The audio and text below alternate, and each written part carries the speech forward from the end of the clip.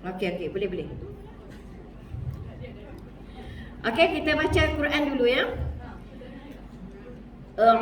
Buku surat 150. A'udzu billahi minasy syaithanir rajim.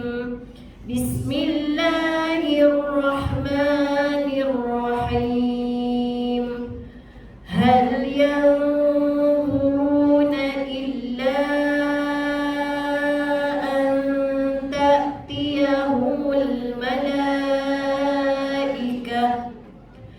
aw ya'tiya rabbuka aw ya'tiya ba'du ayati rabbik yawma ya'ti ba'du ayati rabbika la yanfa'u nafsan imanuha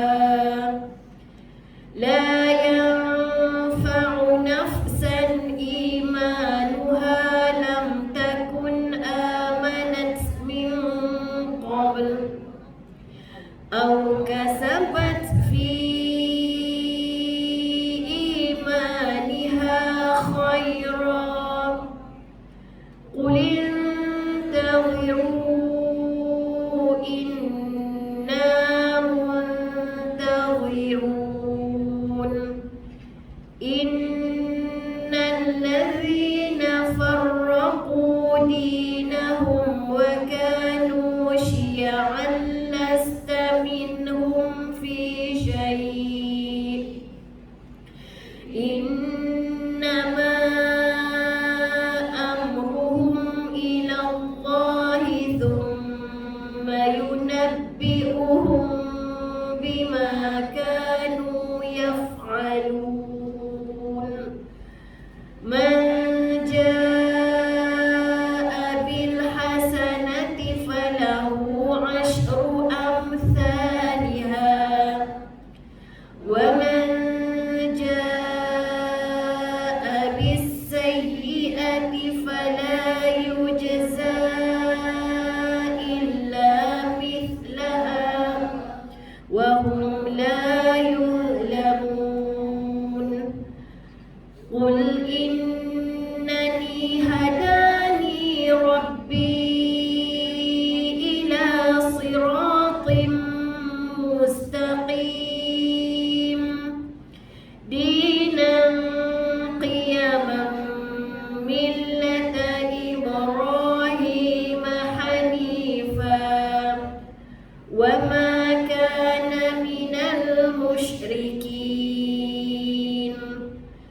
Qul inna salati wa nusuki wa mahyaya wa mamati lillahi rabbil alamin la syarika lahu wa bidzalika umirtu wa ana awwalul muslimin. Qul aghairallahi abghi rabban wa huwa rabbu kulli syai' wa la taksibu kullu nafsin illa 'alayha wa la taziru waziratun wizra ukhra thumma ila rabbikum marji'ukum fayunabbi'ukum bima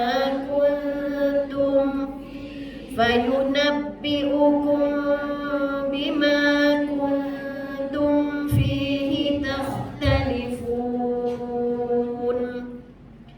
Wa huwa alladhi ja'alakum wa huwa alladhi ja'alakum khalaifal ardi wa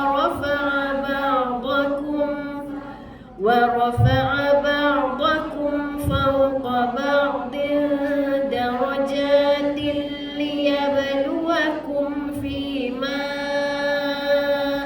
atakum inna rabbaka sari'ul iqabi wa innahu لغفور رحيم صدق الله العظيم. Alhamdulillah, syukur pada Allah SWT.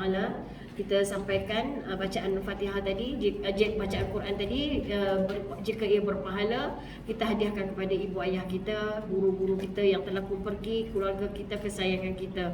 InsyaAllah, amin amin ya rabbal alamin. Semoga sampai ya pahala ni kepada mereka, insyaAllah. Okey, Alhamdulillah, Ustazah live satu saja di TikTok saja hari ini, dan insyaAllah kita akan bagi rakaman kemudiannya. Okey, Alhamdulillah, syukur sangat pada Allah SWT. Kita bersama-sama, tolong sama-sama kawan-kawan dekat TikTok, tolong like lagi untuk bagi aktif kita punya live ya. InsyaAllah, tolong banyak-banyakkan lagi like ya. Terima kasih. Dan juga share link, insyaAllah. Terima kasih. Alhamdulillah, barakallahu fikum. Hari ini kita sama-sama dalam majlis ilmu Fardu Ain berkenaan dengan akidah, dan separuhnya masa kita akan masuk ke bab puasa, sebab kita nak berpuasa beberapa hari saja lagi. Lagi berapa hari lagi? Ingat tak? 15 hari lagi ya. Sangat-sangat hampir dengan Ramadan ya.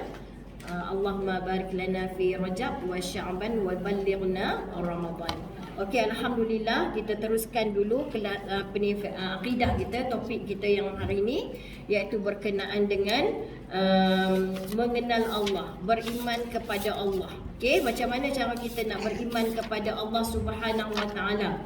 Macam mana cara nak beriman? Sekejap lagi baru kita masuk bab puasa ya.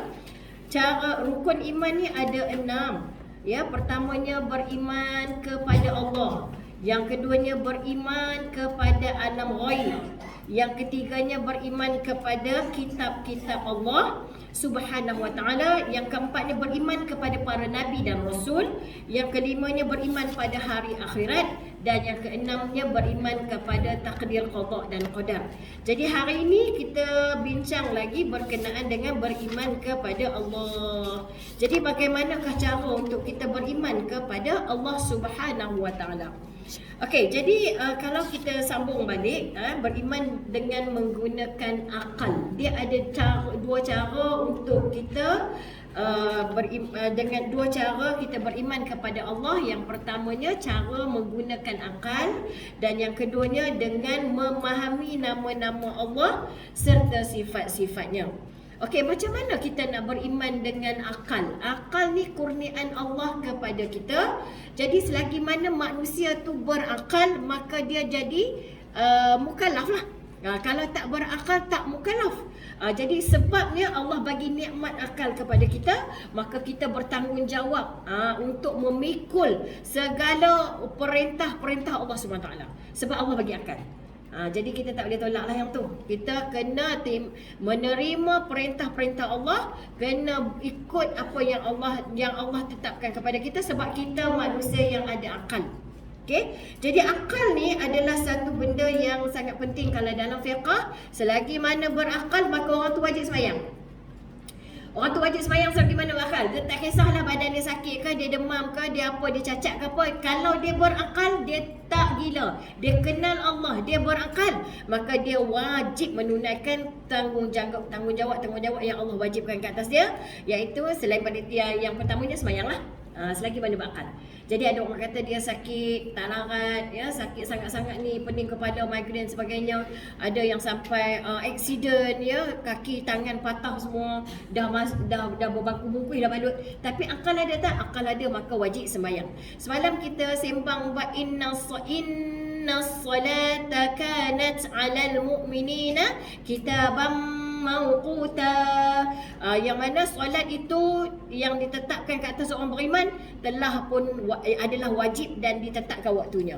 Maka kalau ditetapkan waktu, semua kena sembahyang. Sampai waktu sembahyang sebab dia berakal. Tapi kaedah sembahyang itulah yang boleh berubah-ubah mengikut kemampuan. Orang yang tak boleh berdiri boleh duduk, orang yang tak boleh duduk boleh mengiring, yang tak boleh mengiring boleh menelentang, berbaring, yang tak boleh berbaring dengan kelopak mata, yang tak boleh kelopak mata dengan hati. Jadi tak ada alasan untuk kita tinggal sembahyang. Maknanya semua yang ada depan kita ni, yang ada di depan ni, semua yang mana yang kat line ke kat sini, yang mana Islam, yang mana berakal, wajib sembahyang 5 waktu. Tak ada hari yang boleh tinggal, tak boleh. Sibuk ke apa pun tak boleh. Kena sembahyang 5 waktu. Cara sembahyang kemudian. Okey, jadi maknanya jika kekuatan jadi akal tadi tugas dia adalah untuk menggambarkan, lagi apa? Meneliti. Ingat lagi tak? Lagi memikirkan dan mengamati. Itulah tugas akal. Tugas akal kita kena tengok, kena teliti, kena gambarkan, kena memikirkan. Itu kerja dia. Kalau tangan, kita tahu dah kerja tangan kena petugas tangan dia lah untuk memegang, untuk mengambil. Akal bukan duduk saja buat hiasan, tak. Akal tu kena fikir.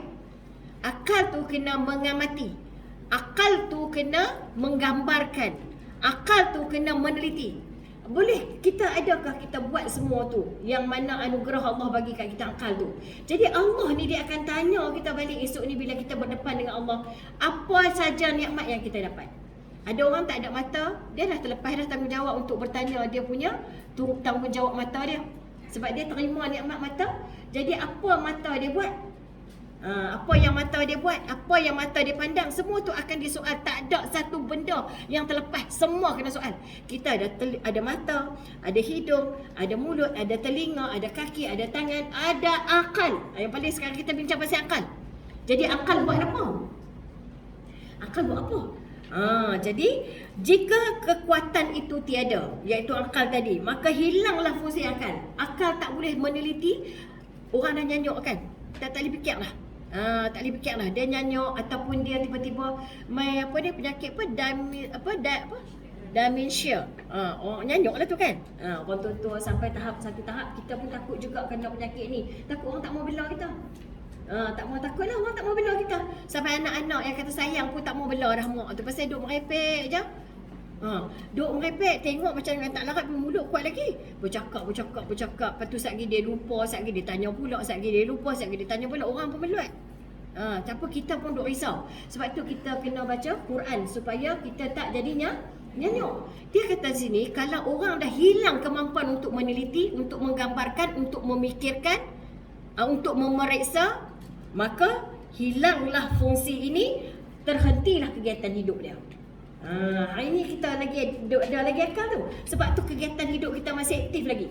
Kita boleh main mengaji, kita boleh melihat, kita boleh menonton, kita boleh memikir. Tapi kena guna benda tu ke arah kebaikan. Sebab tu dalam bulan Ramadan, akal pun kena puasa. Macam mana akal kena puasa? Dia hanya boleh memikir yang baik-baik saja, meneliti yang baik-baik saja, menggambarkan yang baik-baik saja, memeriksa yang baik-baik saja. Itu maknanya akal berpuasa. Kita takut kita tak makan, tapi akal kita dia duk teliti benda hak buruk-buruk, memikirkan yang buruk-buruk. Kalau bulan Ramadan jangan main lintas benda tu. Kadang-kadang kita ni memang puasa pagi sampai petang, malam maghrib orang makan. Tapi dalam masa sehari tu nampak kawan kita pelik sikit, kita dah mula dah fikir. Tak ada lain dah tu. Buruk sangka orang panggil kan? Orang panggil buruk sangka. Buruk sangka. Betul dah tu. Dia sendiri. Dia tanya, dia jawab yang syoknya. Dan yang orang sebelah tu dia pergi ke mana? Tahu dah dia pergi mana ni? Tahu dah. Dia memang pergi ke situ lah tu. Ni anak dia macam mana pula tiba-tiba tak menikah buat balik anak ni? Anak siapa pula tu? Duduk dalam rumah, duduk ngendap. Dia memikirkan juga. Dia meneliti juga. Tapi dia meneliti benda yang buruk. Orang yang macam ni, puasa dia tak boleh bantu dia untuk jadi dia lebih baik daripada sebelum Ramadan. Maka dia kena mai lintas benda-benda macam tu. Tak payah. Benda tu kan senang dapat tau. Sampai Allah bagi. Kita ni nak dapat satu tahap tak mau fikir lah. Bukan senang tau. Kita minta dekat Allah. Jangan lupa malam ni. InsyaAllah kan. Ini dah lepas asap. Lepas asap ni boleh jadi juga doa mustajab sebab jatuh dah nisfu Sya'ban. Nisfu Sya'ban ni setengah ulama kata lepas asap dah mula hari baru. Setengah ulama kata lepas maghrib mula hari baru. So ada khilaf di situ, tak kisahlah. Mungkin ada yang betul kata lepas asar. Maka apa saja yang kita doakan ketika ini, kita akan dapat. Kita minta doa kepada Allah supaya kita punya akal yang Allah anugerahkan kepada kita, memikirkan benda yang baik-baik sahaja. Amin ya rabbal alamin. Amin. Ada satu ketika yang kita kata, kita baik sangka sajalah. Baik sangka ni untung. Kalau salah pun kita dapat pahala. Kalau betul, apatah lagi kita dapat pahala. Kalau buruk sangka, kalau betul kita berdosa, kalau salah pun kita berdosa. Lah ni cara dia nak buat macam mana? Baik sangka. Baik sangka. Senang je. Apa kita nampak di mata kita, baik sangka je. Kita akan cakap balik, tak ada apa tu. Tak ada apa pun. Dia tak niat pun benda tu. Mungkin dia sibuk. Akal ni bukan senang, kita nak kontrol. Kalau tangan kita boleh kontrol, kalau akal kita boleh kontrol tak? Tak boleh kontrol. Tanpa bantuan daripada Allah memang kita tak boleh kontrol. Okey. Kalau dia kata fungsi akal tu tak boleh berjalan, mikir tak boleh, gambar tak boleh, meneliti tak boleh, memeriksa tak boleh, memang dia dah nyanyuk, memang dia dah hilang akal, maka fungsi kehidupan dia, kegiatan hidup dia habis. Dia tak perlu dah. Dia tak diberatkan dengan segala perintah-perintah dan tanggungjawab yang Allah turunkan kepada kita, pada semua orang lah yang mukallaf. Macam kita ni akal ada, maka kita kena jaga halal haram, kita kena jaga tak kewajipan kita, memang kena jaga. Agama Islam menyuruh akal kita bergerak. Allah tak bagi akal suruh duduk diam. Kita kena bergerak. Sebab tu kita kena mengaji. Jangan kita kata Allah, mengaji pun bukan berapa nak boleh dah Ustazah weh. Pasal makcik ni jenis lambat. Bukan cerita boleh. Allah suruh bergerak akal tu kena mengaji. Onok mengaji Quran ni. Onok. Sebab bila kita mengaji Quran, bila dia naik main hukum tu kan, nak sebut huruf tu, ada angin lepas. Kena sekat kat sini, air lemak dia. Lepas tu sekejap lagi apa? Tak. Okey. Ain kat sini. Kau dia tahan kat sini. Kena rendah pula lidah tu. Kena pula sebut bagi tebal pula. Ifak pula. Ada pula dengung tebal, ada dengung nipis. Tu akal tu berjalan. Baby tak faham pun. Tak faham juga. Macam mana ajak pun tak faham juga. Tak apa. Sebab anugerah Allah tak bagi yang nyanyuk pun dah syukur dah. Allah bagi akal kat kita, usaha. Tak apa, tak boleh, tak apa. Boleh tak boleh tu kerja Allah Ta'ala. Yang pentingnya suruhan Allah tu, akal kena bergerak. Biar dia bergerak. Mengaji Quran lah paling banyak bergerak. Sebab apa? Setiap huruf ada makhraj, setiap huruf ada sifat. Sifat bukan satu, banyak sifat huruf ni. Ada hukum hakam lagi. Allahu Akbar. Tu belum masuk taranum lagi. Taranum saya tak wajib pun. Kan? Jadi kalau masuk taranum lagi nak naik apa semua, bayati lah, nak naik jirharkah lah, jerkah lah. Tak tu boleh lah. Jiharkah, jerkah. Jerkah boleh, jiharkah tak boleh. Okay? Betul tu. Best sangat mengaji Quran. Best sangat. Sebab apa? Akal tu sentiasa aktif.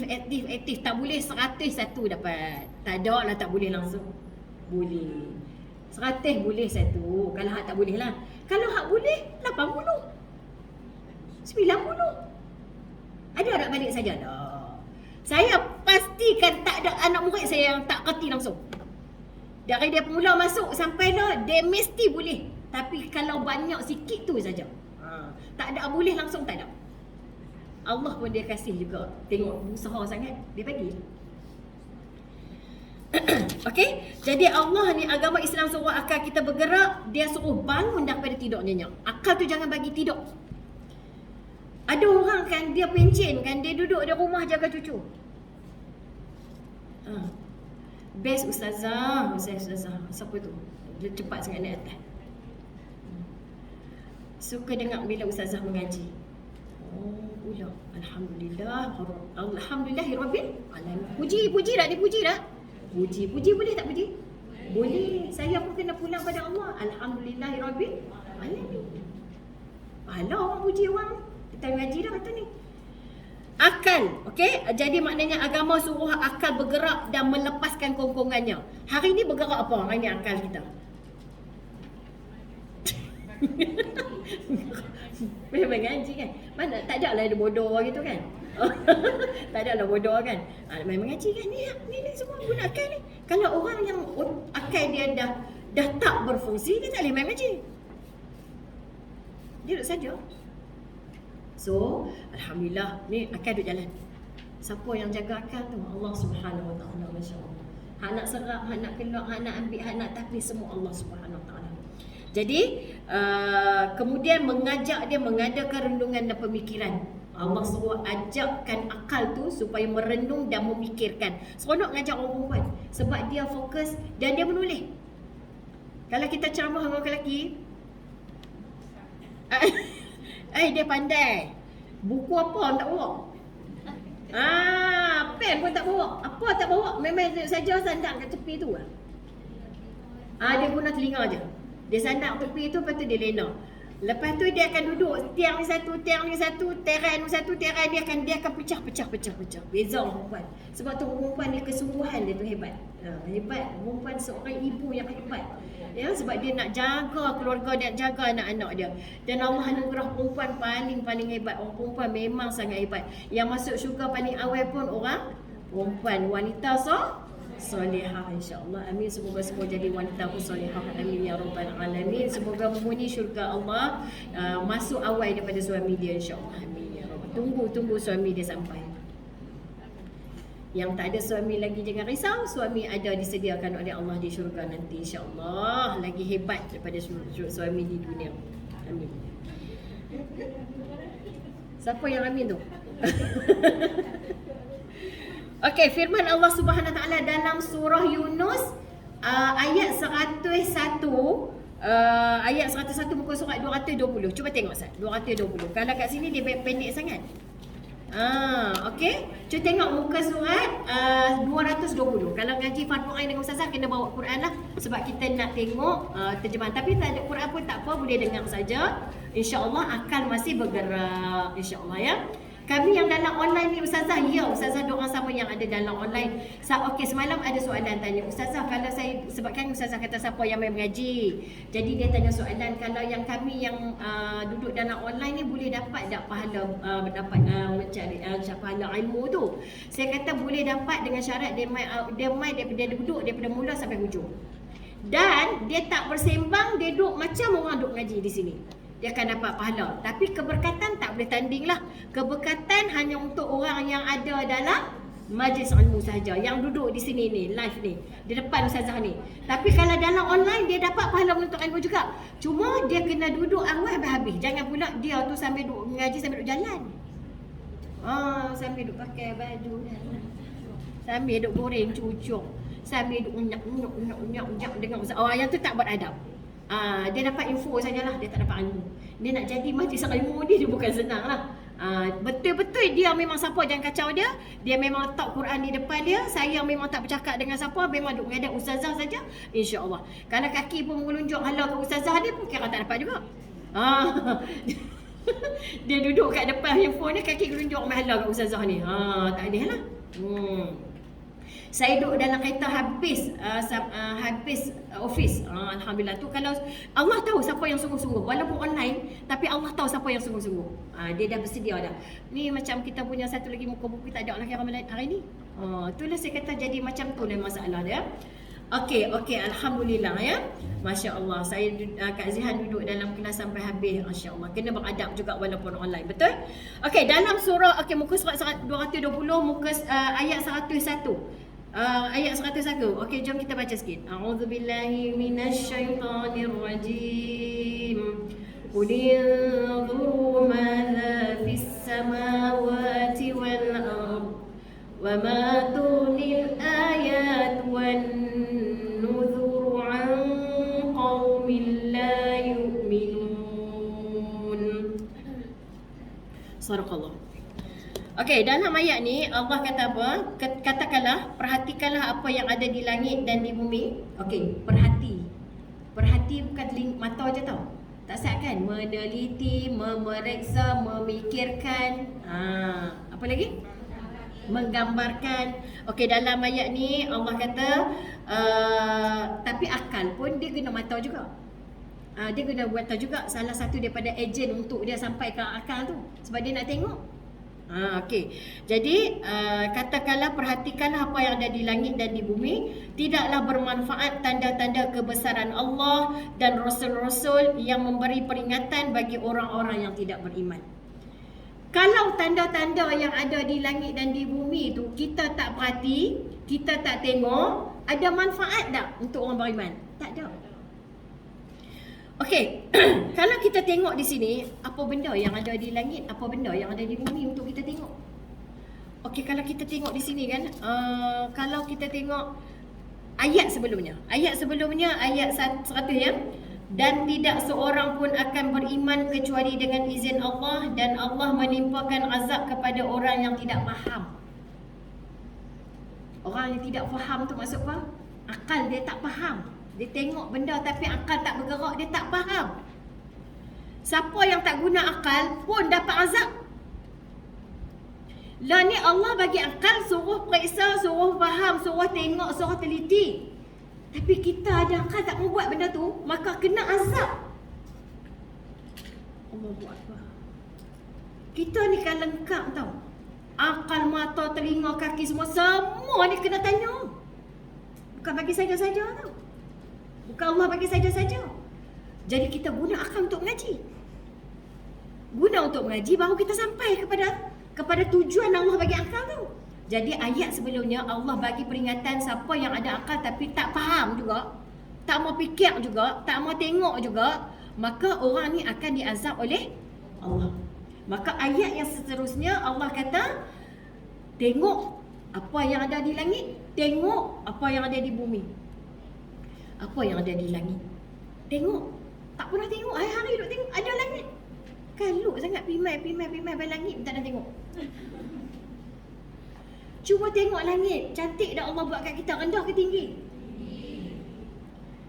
Kalau kita beli rumah, kita nak shilling rendah ke shilling tinggi? Yelah, pun cantik. Kalau rendah ni apa? Barang. Beli rumah mahal, shilling duk atas kepala, dua tiga jengkai je. Tingginya. Nampak pasal apa kita nak tengok orang tinggi? Oh, tingginya shilling dia. Allah bagi jadi langit tu tinggi, nak bagi cantik. Gunalah kan. Tengok tu, jangan tengok saja. Allah cantiknya, ya Allah, subhanallah. Tu yang Allah nak suruh tu. Kenal Allah dengan akal. Bila tengok subhanallah, langit tingginya, ya Allah, subhanallah, sampai tak nampak tinggi tak mana, tinggi sampai mana tak nampak. Dan langit tu pula Allah bagi jadi, ni nak suruh gunakan ni, bukan kosong. Ada pula bintang-bintang. Bintang tu nampak macam tak bergerak, tapi hakikatnya bergerak. Mana ada kita boleh buat benda yang bergerak tapi nampak tak bergerak? Boleh tak kita buat benda yang bergerak tapi tak bergerak? Tak ada. Allah mampu.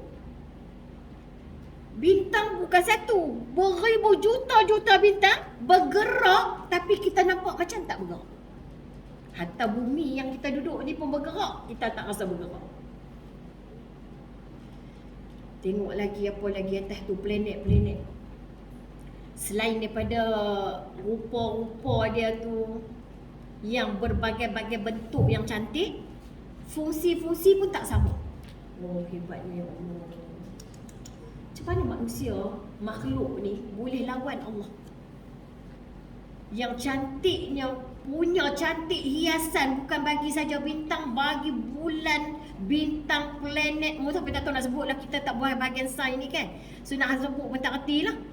Punyalah cantik, bergemerlapan. Tak boleh nak habaq nak sebut no. Punya warna-warni, Allahu Akbar. Siapa yang boleh ingat, siapa ingat kat Ustazah, siapa yang pandai lah, yang bunga macam yang ni lah di apa ni, Big Bang tu, Big Bang tu, yang warna macam ros, macam bunga mawar merah. Cuba cari dekat YouTube, proses Big Bang tu. Jadi macam mana bumi ni dia pecah sampai jadi macam bunga ros, bunga mawar, semua ada dalam Quran. Allah sebut. Dahsyat. Saya tak ingat ayat mana. Semua ada dalam Quran dan Allah sebut warna merah seperti bunga mawar. Kita tak tahu benda ni sebab kita tak mengaji sains. Patutnya orang yang mengaji sains tu lagi beriman kepada Allah. Memang cantik sangat, dia pecah macam bunga mawar. Ada dalam Quran, nanti saya cari baliklah kalau saya tak ingat dah ayat mana. Subhanallah, cantiknya Allah bagi jadi. Dengan burung-burung, tak tahu berapa jenis burung yang ada. Belum lagi cari tahap bumi ni. Belum lagi cari tahap bumi ni. Bintang-bintang bersinar yang tetap dan yang bergerak, matahari, bulan yang menanti peredaran dia ikut seperti mana yang dijadualkan oleh Allah. Ada yang tempat malamnya panjang, ada yang tempat malamnya singkat. Siapa pernah duduk overseas tahulah kan, bila winter kan, siang dia pendek. Pukul 3 dah maghrib dah. Siang dia pendek. Malam panjang. Subuh lagi pukul 1 pagi 2 pagi tu, subuh. Jadi kalau siang panjang, siang pendek, lagi bila ada pula masa siang pula panjang, malam pula pendek. Subhanallah, siapa yang mencipta tu semua? Pernah tak kita berfikir tu? Kita pergi berjalan duk ambil gambar aja. Hampir semua. Ambil gambar saja. Bukannya nak pergi siasat, pergi tengok, pergi fikir akal yang Allah bagi tu. Malam dan siang serta penggantinya, tinggi langitnya, luasnya langitnya. Kalau kita keluar je daripada rumah kita, tengok-tengok satu benda aja kita kena buat, subhanallah. Gunakan dah tu. Subhanallah, ya Allah. Nampak kucing, subhanallah cantiknya, ya Allah, subhanallah. Nampak dia ikan dalam laut, subhanallah. Tu mula dah gunakan tu. Sebenarnya dah gunakan tu. Memikirkan sesuatu benda, iaitu mengingatkan kita kepada Allah dalam beberapa detik je, pahala ibadah tu saya tak ingat dah berapa solat, berapa banyak solat tu. Berapa detik je kita ingat kepada Allah. So senang je nak dapat pahala. Allah suruh, dia akan bagi pahala. Kita tengok daun-daun, orak-orak daun tu, subhanallah cantiknya, ya Allah, subhanallah. Yang tu pun dapat pahala lebih besar daripada kita sembahyang berapa ribu rakaat. Jadi kita kena jalan tengok subhanallah, jalan tengok subhanallah. Sebab tu kita kena melancong. Melancong. Ada duit pergi melancong. Pergi tengok laut, tengok bumi, tengok salji, tengok gunung. Di bumi pula ada gunung, ada bukit, ada yang macam-macam warna. Binatang-binatang tak kira lagi. Okey? Inilah perintah dia supaya kita sentiasa ingat kepada Allah. Jadi saya stop dulu kat sini boleh? Nanti kita sambung kitab Ustazah 23, muka surat 23, surah Sabah 46. Okey, kita berhenti sebab kita nak ambil puasa. Okey, jadi kalau sekarang ni kita bahagikanlah untuk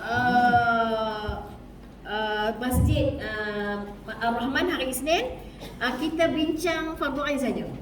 Untuk hari Selasa, Masjid Taman Berjaya, kita bincang fardu ain separuh dan juga puasa separuh. Okey. Allahumma salli ala sayyidina Muhammad wa ala sayyidina Muhammad. Hari ini alhamdulillah kita dah masuk 15 Syaban insya-Allah, ya. Ada yang kata 15 Syaban pada lepas maghrib, ada yang kata lepas asar, tapi walau bagaimanapun ada pandangan-pandangan ulama yang betul, yang tepat, yang kemudiannya yang dan sebagainya. Walau macam mana pun ada kata lepas asar, ada kata lepas maghrib. Jadi alhamdulillah banyak hadis-hadis berkenaan dengan nisfu Syaban ni. Antara hadis-hadisnya saya tak bawa kat sini, tapi kebanyakan hadis-hadis adalah hadis dhaif, ya, hadis dhaif. Tapi dengar betul-betul ni, hadis dhaif ni, hadis ni ada banyak martabat. Yang pertamanya hadis sahih, itu ranking paling tinggi lah, hadis sahih. Kemudian hadis hasan, Ya, kemudian hadis dhaif dan maudhu, yang empat martabat. Apa dia? Yang pertama lagi hadis sahih. Yang tu memang tak boleh nafi hadis sahih tu.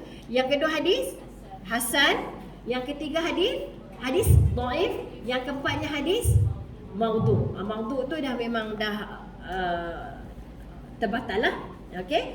Jadi kebanyakan hadis-hadis di Sya'ban ni adalah hadis dhaif. Tapi walaupun dhaif, kalau tidak membicarakan tentang akidah dan juga halal haram, tak ada masalah untuk kita beramal. Sebab semua ada sandaran.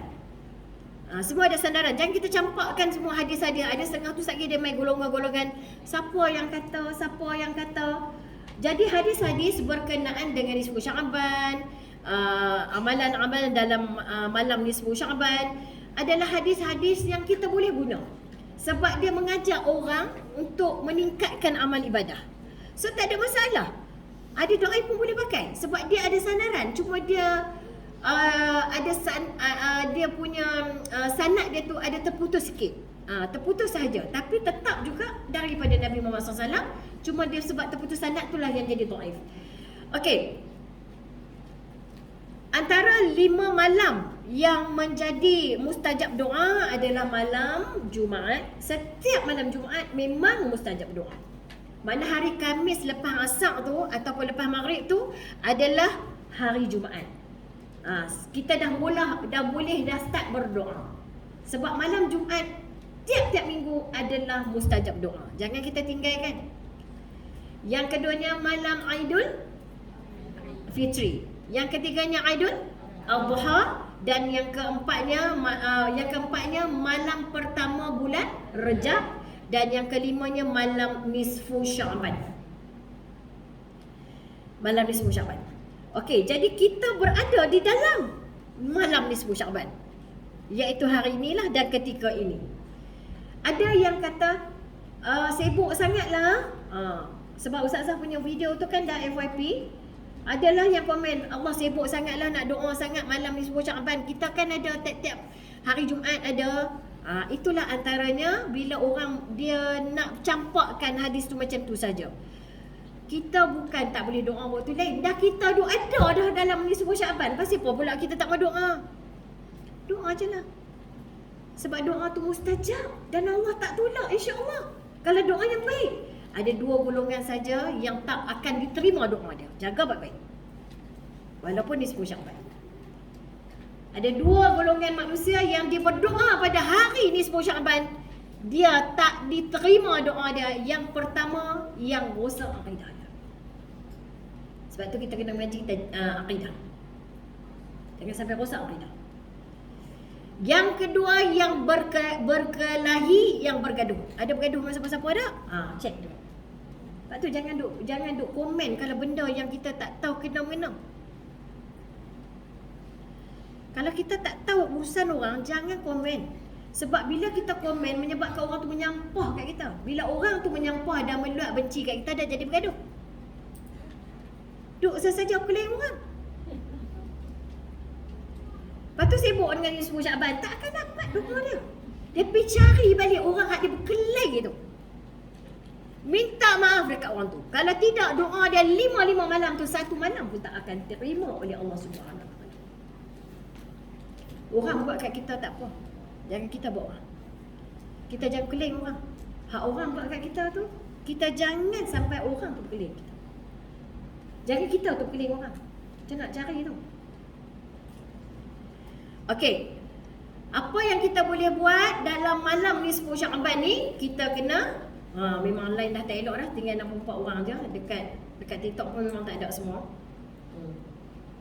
Kat sini memang masalah sikit no? Kalau Ar-Rahman boleh lagi. Sini memang tadi ada dekat 200 orang, tinggal 64 kan. Cuba buka tu jadi je lah, tak ada apa. Patutlah.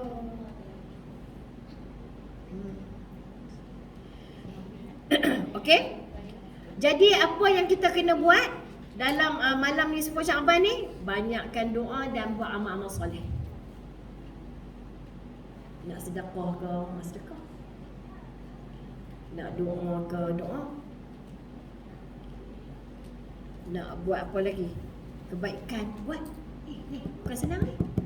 Ni semua syak buat. Buat. Benda baik semua amalan buat. Baca Quran. Sebab tu kita baca Yasin. Tak ada salah pun baca Yasin tu. Sebab ramai orang tahu baca Yasin. Tu yang masjid-masjid buat baca Yasin. Tak payahlah sampai 3 kali, sekali cukup lah. Malam ni nak baca Yasin, baca dulu. Tak payah.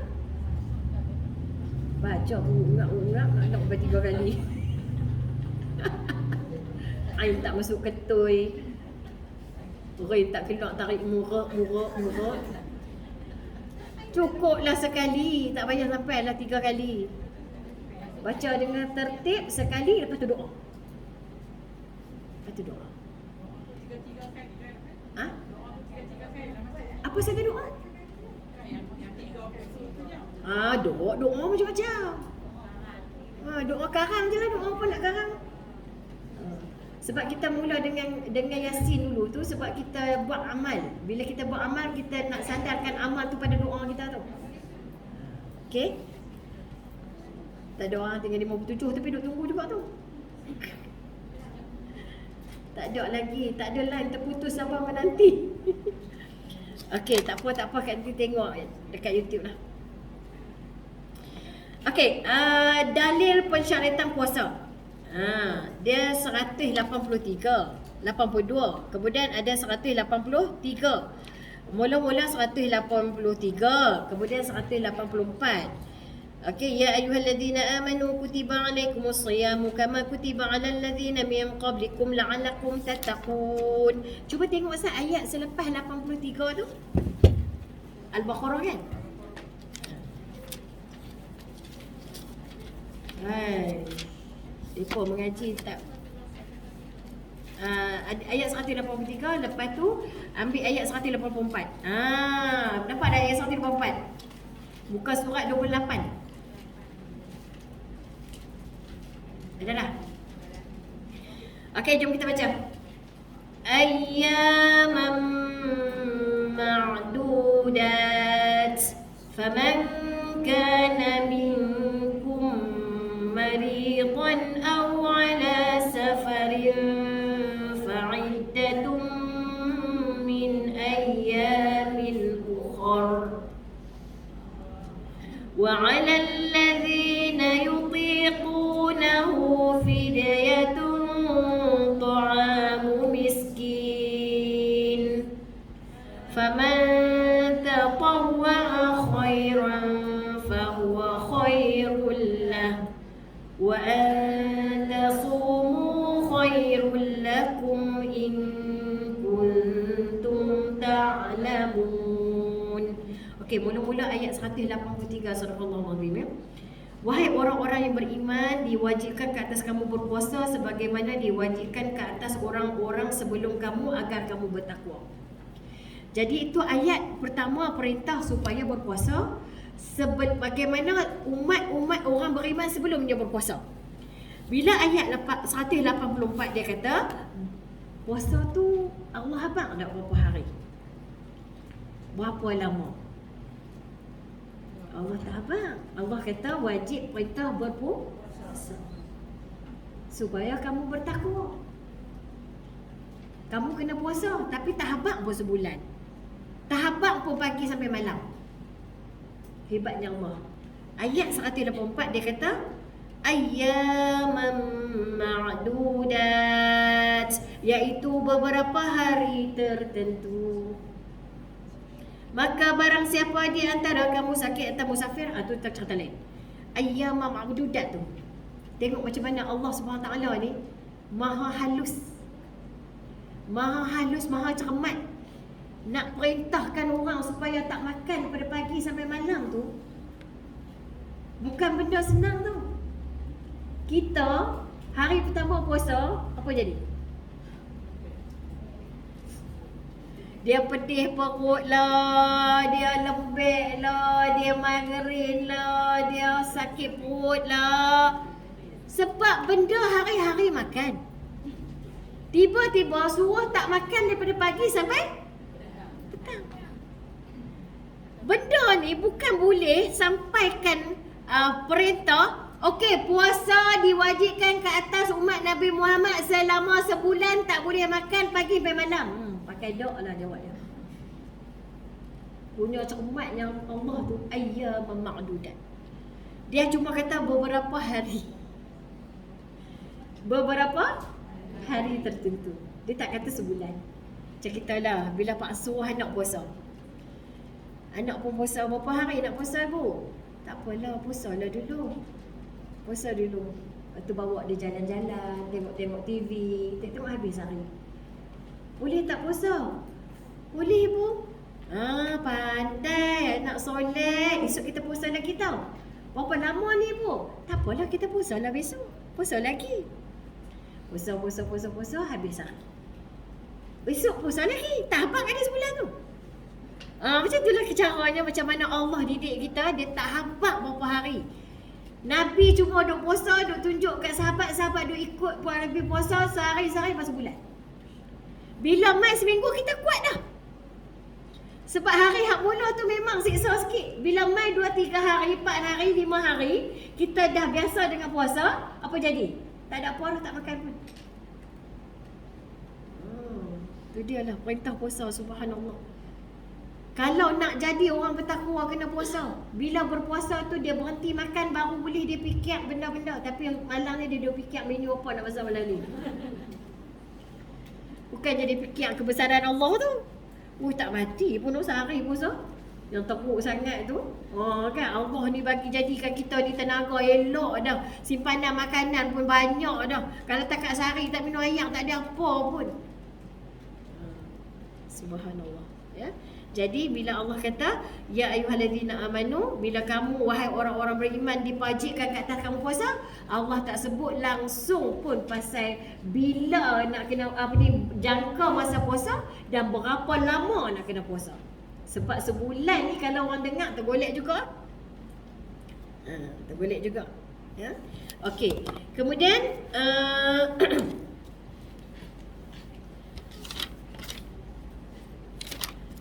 walau bagaimanapun kewajipan puasa Ramadan tidak pernah disyariatkan sebelum ini. Ramadan tu tak ada sebelum ni. Puasa-puasa je tapi tak ada Ramadan sampai Ramadan. Persamaan yang wujud di antara umat ini dengan umat dahulu adalah puasa yang disyariatkan, tetapi kefarduan puasa Ramadan dikhususkan hanya untuk umat Nabi Muhammad sallallahu alaihi wasallam. Lah ni semua nampak skrin hitam, bintik merah biru. Ya memang skrin hitam. Bila keluar daripada bincang mereka pula dah suruh dia dah ustazah tak ustazah. Bila keluar masuk balik ujian buat kita semua online. Allahu akbar. Tapi duk tunggu juga 43 orang. Tu saya biasa dah, yang tu saya tengok depa istiqomah. Walaupun tak ada skrin ke, skrin gelap ke, depa tak mahu keluar sebab depa nak dapat pahala menuntut ilmu. Agaknya mulut saya duk macam mana rumah? Gamak jadi macam mana? Tak ada langsung? Tak apa. Kalau tidak kadang-kadang tu dia jadi kok. Tiba-tiba ada satu video tak? Pasal kita baru nak buat macam ni. Lepas tu tak ada. Okey. Sabda Nabi Muhammad SAW, Buniyal Islamu ala khams, syahadati an la ilaha illallah wa anna Muhammadan Rasulullah wa iqamis salah wa ita'iz zakah wal haji wa sawmi Ramadan. Islam tu dibina dengan 5 perkara. Mengakui bahawa tiada Tuhan yang disembah melainkan Allah dan Muhammad adalah utusan Allah, mendirikan sembahyang, mengeluarkan zakat, menunaikan haji dan puasa pada bulan Ramadan. Okey. Jadi maknanya Islam ni terdiri pada atas 5 benda.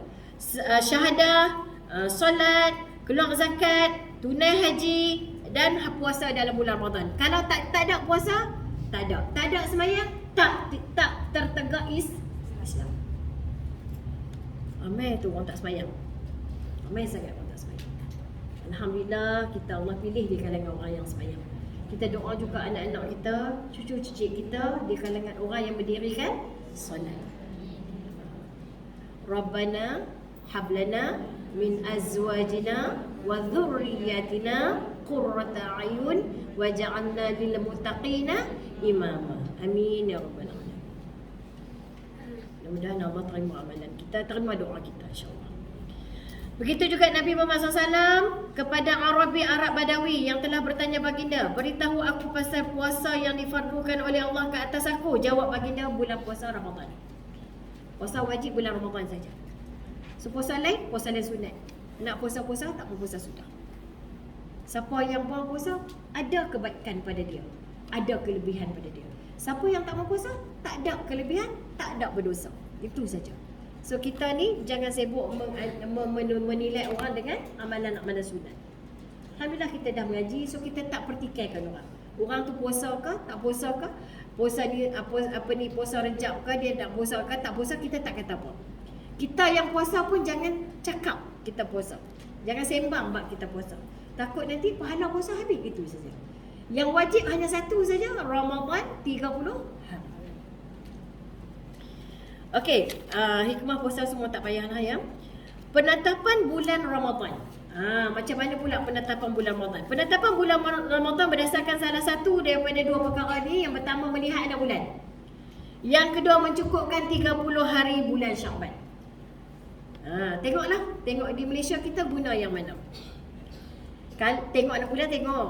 Kalau tak nampak anak bulan, cukup 30 hari Syakban. Kalau nampak anak bulan, puasa. Tapi kalender kuda tu dah tulis dah, no? Puasa bilang kan? Dia dah tulis siap dah. Raya bila pun dah tahu dah. Saja seronok je tunggu pengumuman daripada penyimpan umur besar raja-raja. Tapi ada juga yang terkejut-terkejut tergempak tu. Macam itu ni tahun apa? PKP dulu tu. Kelang kabut habis 2020. 2021 lah, no? 2022 lah, no? Tak jangka kata raya, rupanya raya. Dalam pada seronok, susah hati jugalah. Segala-galanya tak siap lagi. Tapi semua rumah pun tak siap pun. Melihat anak bulan, dua cara ni je. Kalau nak tengok kata puasa tak puasa, dua cara saja. Yang pertama, tengok anak bulan. Tengok anak bulan ni Ruqyah Al-Hilal pada malam 30 Syakban. Malam 30 Syakban depa akan tengok anak bulan. Malam. Jadi maknanya malam 30 Syakban tu, kalau kata besok kalau besok akan nampak anak bulan, tak cukuplah 30 Syakban. Kalau tak nampak anak bulan, cukuplah 30 Syakban. Jadi malam 30 tu, makna petang ni kan depa dah pi dah tu. Depa dah pi tengok dah tu. Lepas asar tu depa dah pi dah. Okey. Pada malam 30 Syakban ini boleh berlaku apabila seorang saksi yang ada menyatakan kesaksian. Dalam ramai-ramai tengok seorang nampak hilal anak bulan. Hilal. Dia nampak hilal tu, seorang nampak dan dia orang yang adil, maka orang lain tak nampak, dia seorang nampak, maka jadilah Ramadan keesokannya. Dan menyatakan kesaksiannya di hadapan qadi bahawa dia telah melihat anak bulan. Dia bukan sebarang-sebarang orang lah. Kita kena terima lah apa yang dah pihak penguasa berkuasa bagi tahu kat kita, kata Ramadan, maka Ramadan. Yang kedua, mencukupkan 30 Syakban. Tak nampak anak bulan, tunggu 30 Syakban. Maka malam tu dia tengok tak nampak anak bulan, besok tak puasa lagi, tak raya lagi, tak puasa lagi, cukupkan 30 Syakban. Ini berlaku apabila susah nak tengok anak bulan. Anak bulan kadang nampak, kadang tak nampak. Disebabkan awal yang tebal ataupun saksi yang ada tak datang menyatakan bahawa dia melihat anak bulan, dia tak ada siapa yang abang kata nampak. Ketika itu disempurnakan bulan Syakban 30 hari. Kerana itu adalah asal keadaan sebagaimana tidak datang perkara lain yang bertentangan dengannya. Dalil Nabi Muhammad SAW, dalil kenyataan ini yang kata tengok anak bulan tu daripada hadis Nabi SAW. Saya rasa macam penat cakap ni. Macam tak kuat tu. Saya rasa macam dia tak kuat.